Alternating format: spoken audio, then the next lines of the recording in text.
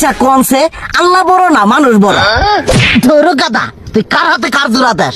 কুড়ায় আল্লাহ আর কুড়ায় মানুষ। যেটা কবার কইছে ওইটা কন। আল্লাহ বড় না মানুষ বড়?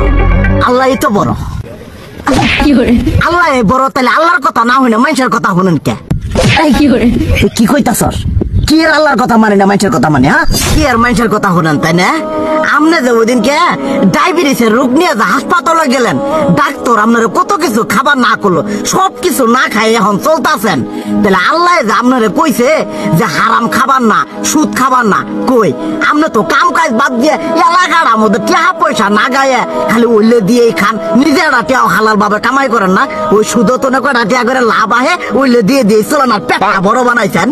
শুনেন একটা কথা কই, হারামের কোনোদিন আরাম নাই। হালাল পথে রুজি রোজগার করেন, প্রয়োজনে এড়া বেলা কম খায়েন, তাও শরীর পিণ্ডও ভালো থাকবো, কোনো রোগ বেদও হবো না, আরামও পাবেন, আল্লাহও খুশি থাকবো। তুই আমার এইভাবে বুঝাবি আগে কইলি না কে?